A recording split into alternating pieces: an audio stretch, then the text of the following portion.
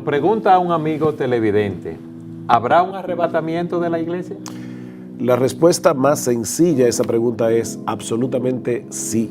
Habrá un arrebatamiento, la Biblia lo enseña claramente. Dice en 1 Tesalonicenses capítulo 4, versículos 16 y 17, pues el Señor mismo descenderá del cielo, hablando de la segunda venida de Cristo, con voz de mando, con voz de arcángel y con la trompeta de Dios.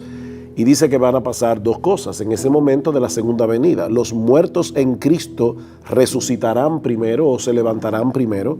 Entonces nosotros, los que estemos vivos y que permanezcamos, seremos arrebatados juntamente con ellos en las nubes al encuentro del Señor en el aire, y así estaremos con el Señor siempre, no en el aire, sino con el Señor.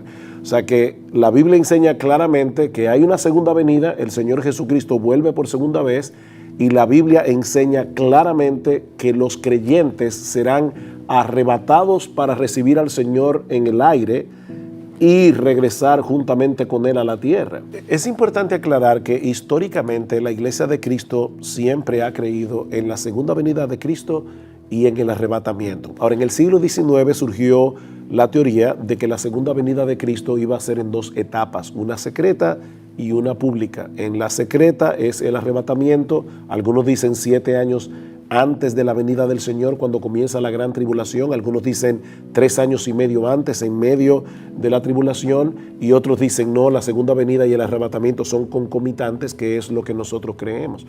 Pero podemos diferir en los detalles. El punto es que todos los creyentes verdaderos a través de la historia hemos creído que hay una segunda venida y que hay un arrebatamiento.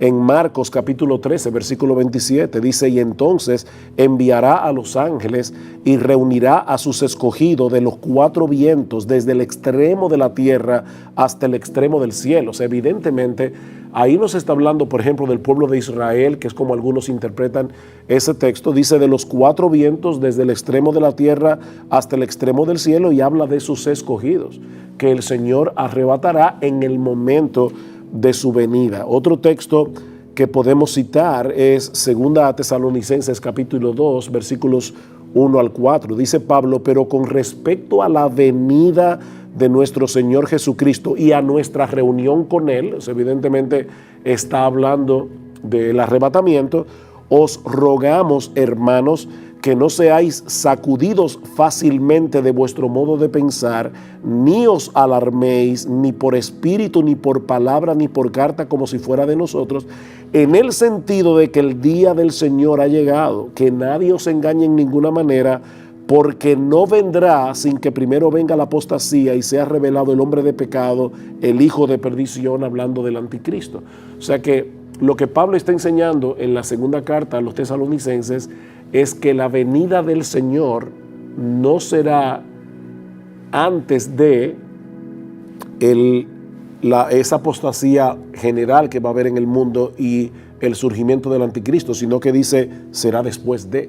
O sea que realmente nosotros creemos que hay un arrebatamiento, la Biblia lo enseña claramente, y es importante decir que nosotros podemos tener diferencias de opiniones en cuanto a los detalles de la escatología, que son las doctrinas de las últimas cosas. Hay diferencias y podemos convivir con esas diferencias. Tenemos que tener cuidado de no ofendernos unos a otros, de no decir esta persona no es creyente porque no creen en el arrebatamiento 7 años antes o porque no creen en el arrebatamiento juntamente con la segunda venida.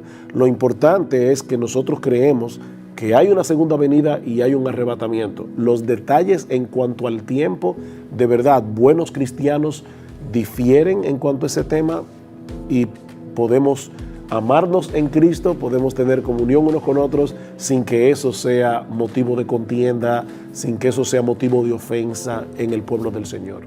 Gracias.